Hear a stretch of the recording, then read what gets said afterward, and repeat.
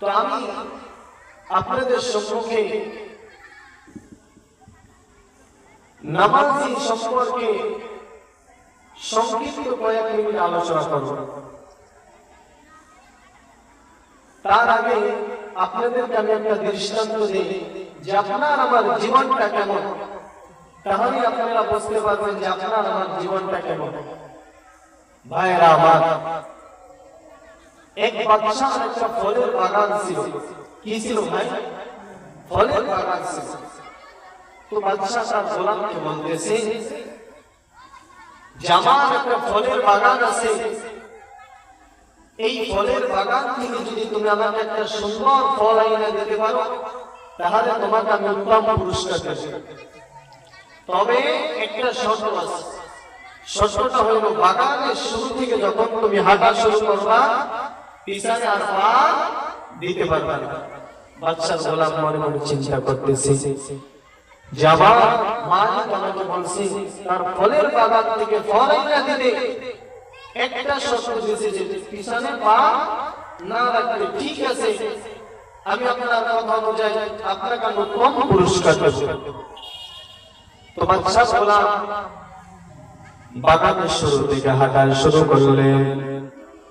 বাগানের শুরু থেকে হাঁটা শুরু করার পর বাগানের শুরুতে সুন্দর সুন্দর ফল দেখা যায়। বাদশার গোলাম চিন্তা করলেন, বাগানের শুরু থেকে যদি ফল নিয়ে যায় বাদশা আমার উপর খুশি হয়ে সুন্দর আমাকে উত্তম পুরস্কার দেবে। আর একটু সামনে আগাই, সামনে যদি একটু আগাই হয়তো সামনে আরো সুন্দর ফল পাওয়া যাইতে পারে। এই চিন্তা ভাবনা করিয়া বাদশার গোলাম আরো সামনে আগাই গেছে। যতই সামনে আগাই আরো সুন্দর সুন্দর ফল দেখা যায়। শুরুতে যে ফল দেখেছিল তার থেকে আরো সুন্দর ফল সামনে দেখা যায়। বাদশা গোলাম চিন্তা করতেছে, জামাকে বাদশা একটা ফল নিতে বলছে, তাহলে বাগানের শুরুতে আমি যে ফল দেখেছি তার চেয়ে আরো একটু সামনে আগাইছে আরো সুন্দর ফল দেখতে পাচ্ছি। তাহলে হয়তো আরো সামনে যদি আগায় তাহলে আরো সুন্দর ফল পাওয়া যেতে পারে। সংক্ষিপ্ত ভাবে ঘটনাটা টাইমে গেছে, সময় সংক্ষেপ। ভাইরা আমার, বাদশা গোলাম সামনে আগায়, যতই সামনে আগায় আরো সুন্দর সুন্দর ফল দেখতে পাইতেছে। এমন একটা পর্যায়ে চলে গেলে বাদশা গোলাম বাগানের মধ্যপ্রান্তে চলে যায়। মধ্যপ্রান্তে চলে যাওয়ার পর বাদশার গোলাম চিন্তা করতেছে, এইখান থেকে কি বাদশার জন্য ফল নিয়ে যাইব আর একটু সামনে আগাইবো। মনকে প্রশ্ন করতেছে, মন বলে আর একটু সামনে আগাও। যখন আমরা সামনে আগাই, ও মুসলমান ইমানদার আল্লাহর গোলাম, যখন বাদশার গোলাম সামনে আগায় এমন একটা পর্যায়ে চলে গেল, বাগানের শেষ প্রান্তে চলে গেল। বাগানের শেষ প্রান্তে যায় দেখে কোনো ফল নাই, কি নাই। আর বাদশা শর্ত দিয়েছিল তিনি পিছনে পা রাখতে পারবে না। ও মুসলমান ইমানদার আল্লাহর গোলাম, ঠিক তোমার আমার জীবনটা ওইরকম। তুমি আজকে চিন্তা করেছো আমার বয়স মাত্র 25 বছর, আমার বয়স মাত্র 30 বছর, আমার বয়স মাত্র 35 বছর। আমি আল্লাহ তাআলার নামাজ আদায় করব। আল্লাহ তাআলা আমাকে যৌবনী শক্তি দিয়েছেন, এই যৌবনী শক্তি দ্বারা এখন নামাজ পড়ার দরকার নাই। আর আমার বয়স যখন 60 বছর হইবে, আমি যখন বৃদ্ধ হয়ে যাইব তখন আল্লাহ তাআলার কাছে যে মাফ চাইব, তখন আল্লাহ তাআলা আমাকে মাফ করে দিবে। ও যুবক ভাই, ও বৃদ্ধ বাবাজি, ও পর্দার আম্মা জান, আপনি কি জানেন আপনার সাথে কখন মালাকুল মউতের সাথে সাক্ষাৎ ঘটে যায়? আপনারা তো জানেন নাই, কারণ আল্লাহ তাআলা পাঁচটা জিনিসের খবর কাউকে দেন না। সুবহানাল্লাহ। কয়টা জিনিসের পাঁচটা জিনিসের, তার মধ্যে একটা হলো আপনার কখন মৃত্যু হবে, কোথায় মৃত্যু হবে, এই ইলমটা আল্লাহ তাআলা দুনিয়া কাউকে দেন না। এটা একমাত্র আল্লাহই জানেন। সুবহানাল্লাহ। ভাইরা মরণ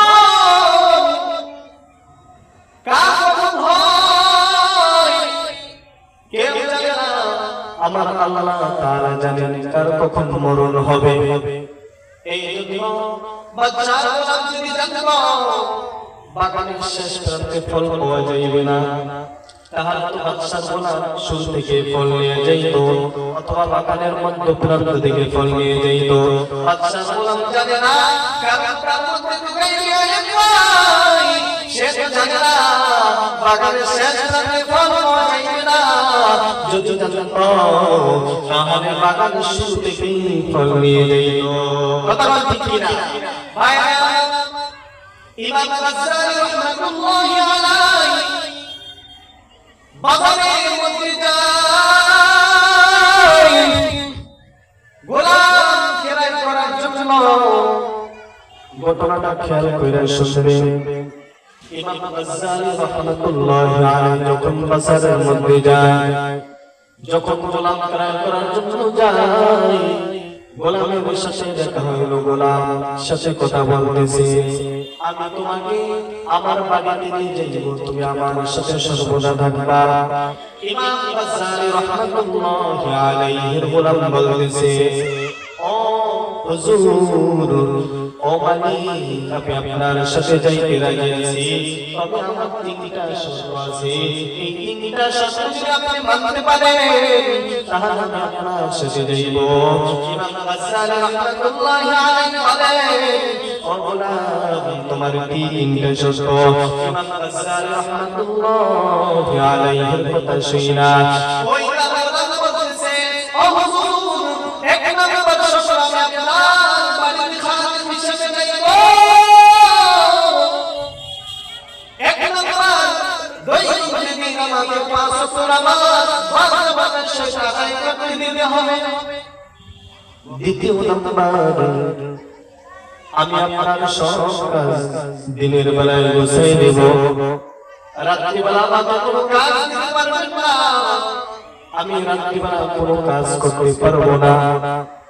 তৃতীয় নাম্বার শর্ত হইল, ও হুজুর, আমাকে এমন একটা কামরা দেবে, আমাকে এমন একটা রুম দেবে, যে রুমের মধ্যে অন্য কেউ প্রবেশ করবে না, যেখানে আমি একা একাই থাকবো। সুবহানাল্লাহ। তো ইমাম গাজ্জালী রাহমাতুল্লাহি আলাইহি এই গোলাম কথা শুনে চমকে গেল। ইমাম গাজ্জালী রাহমাতুল্লাহি আলাইহি গোলামকে বলতেছে, ঠিক আছে, তোমার শর্ত আমি মাইনা নেব, আমার বাড়িতে চলো। তো ইমাম গাজ্জালী রাহমাতুল্লাহি আলাইহি তাকে বাড়িতে নিয়ে গেলেন। বাড়িতে নিয়ে যাওয়ার পর তাকে ঠিক মতো সে যে তিনটা শর্ত দিয়েছিল ওই শর্ত অনুযায়ী চলতেছে। এক নম্বর কি 5 ওয়াক্ত নামাজ আমাকে ঠিক মতো আদায় করে দিতে হবে। দ্বিতীয় নম্বর, যে আপনার যাবতীয় যাহা কিছু কাজ এগুলো আমি সব দিনের বেলায় গুছিয়ে দেব, রাত্রিবেলা আপনারা কাজ করতে পারবো না। তৃতীয় নম্বর শর্ত হলো, আমাকে একটা স্পেশাল রুম দিতে হইবে, যেই রুমের মধ্যে আমি একাই থাকবো। ইমাম গাজ্জালী রাহমাতুল্লাহি আলাইহি গোলামের কথা শুনে গোলাম তাড়াতাড়ি ইমাম গাজ্জালী রাহমাতুল্লাহি আলাইহি তার যাবতীয় কাজ করব লাগে, সব কিছু দিনের বেলা সব গুছিয়ে দেয়, আর 5 ওয়াক্ত নামাজের ছুটি দেয়। আর রাত্রিবেলা যখন হয় তখন সে তার কামরার মধ্যে বসে থাকে। ইমাম গাজ্জালী রাহমাতুল্লাহি আলাইহি একদিন মনে মনে চিন্তা করতেছে, আমার বাসার মধ্যে একটা গোলাম থাকে, রাত্রিবেলা একটা স্পেশাল মধ্যে ঘুমায়, না জানি আবার কি করে, আমার না জানি আবার কোনো প্রবলেম না হয়। ইমাম গাজ্জালী রাহমাতুল্লাহি আলাইহি একদিন গভীর রাতে উঠা ওই বাচ্চা অর্থাৎ ইমাম গাজ্জালীর গোলাম ওই গোলামের কামরার ফাঁকের মধ্যে যে চাউনি দিলেন, যখন ওই বাবা কিনারা থেকে যখন তাকাইলেন বাচ্চা গোলাম দেখতেছে ইমাম গাজ্জালী রাহমাতুল্লাহি আলাইহি তার গোলামকে দেখতেছে সিজদারত অবস্থায় মালিকের কাছে কি জন্য চাইতেছে।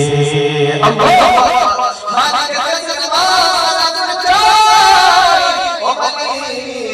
তুমি আমার বড় গরিব বানাইছো আমি ইমাম গাজ্জালি রাহমাতুল্লাহি আলাইহি করে থাকি ও আলী হয়তো দুনিয়াতে আমার মনের শাসন হইবে না তোমার কাছে একটা কথা রাখি তোমার কাছে একটা পেশ করি আমাকে কাল কিয়ামতের ময়দানে রাসূলের সাথে সুপারিশ কইরা তুমি জান্নাতে নিয়ে যাইবা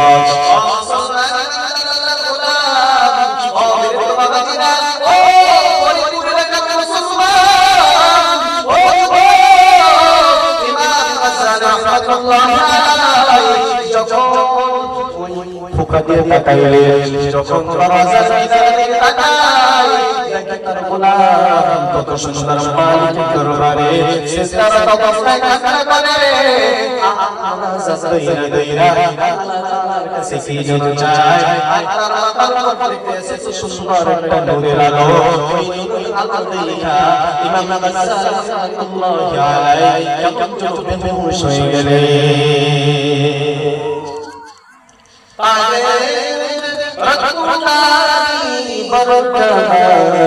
أنت ربي أنت حسبي ذو الجلال قادر جليل الله وهر حالي मेरा निगाह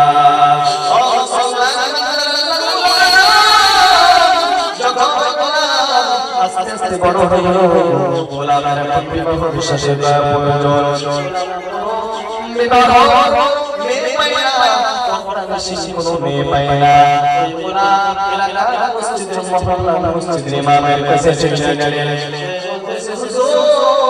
আমাকে বিবাহ বিশ্বাস করার প্রয়োজন আমাকে সম্মানের মেয়ে দিবে আমাকে কইরা জান্নাতে নিয়ে যাইবে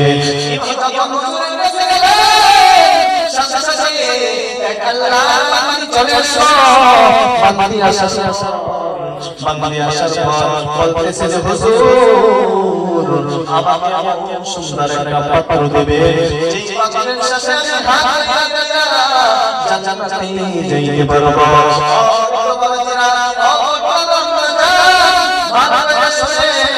যখন ওই মেয়ের শেষে বিবাহ শেষ হয়ে গেল জঙ্গলা রাতে থাকে পাহাড় পাহাড়ের মধ্যে থাকে আল্লাহর বান্দা যখন সন্তান শুক্রবার দিন জুমার নামাজ আদায় করতে যাইবে শুক্রবার দিন জুমার আযান হয়ে গেল মসজিদে যাইবে নামাজ আদায় করলো যখন বাসা থেকে বের হলো বিবি বলে মসজিদে যাও বেশ ভালো কথা বাসা আদায় নামাজ শেষ হয়ে খাইনা আসার মাঝে কোরআন নাই মিনিট মধ্যে কম হয়ে গেছে এখন পর্যন্ত নিয়ে আসে না ওই আল্লাহর বান্দা চিন্তা করতেছে নামাজ নাই কোরআন নাই গাইবো আবার চিন্তা চাইরা গাইরা আপ সামনে আগায় যখন সামনে আগায় এক নামাজ একটা সন্তান লাগা দিয়েছে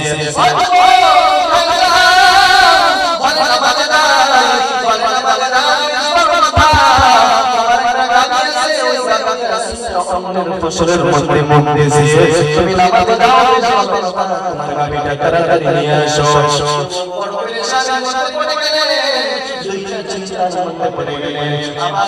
মসজিদের দিকে সামনে আগায় থেকে ডাক দিল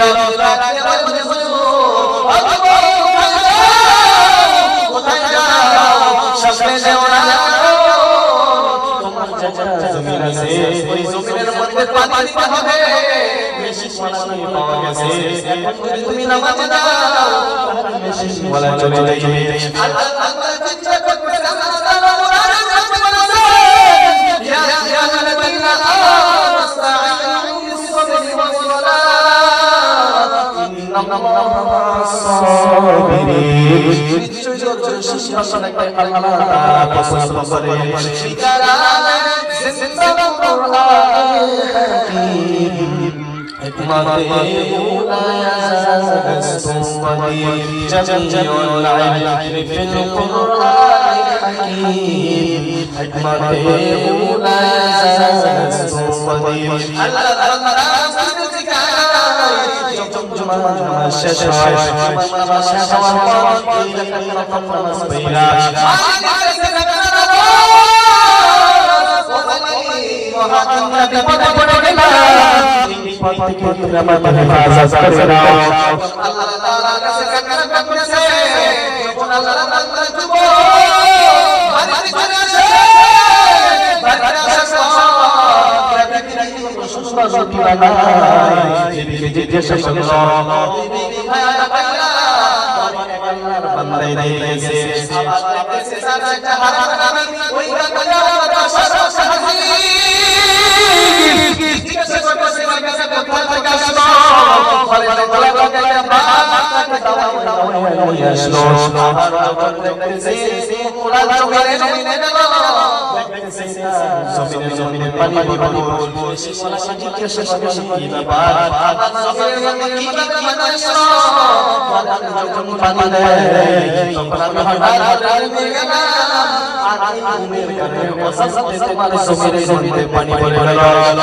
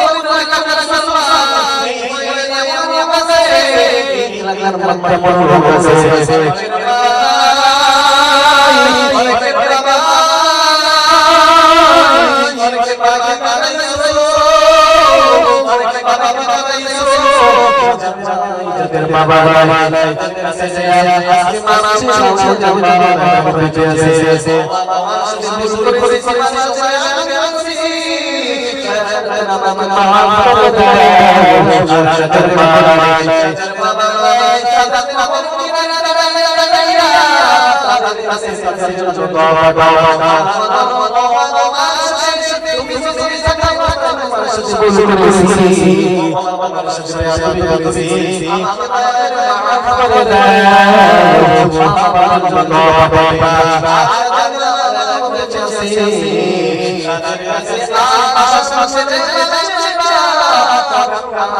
এত সুন্দর জান্নাত বসি জান্নাতি বাগান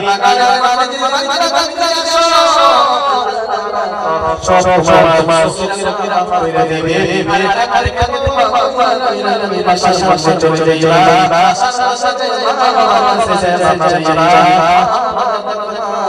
সব তোমাকে মাফ করে দেবে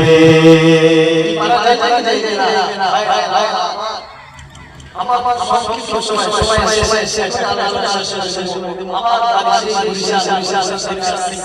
আমার এই যে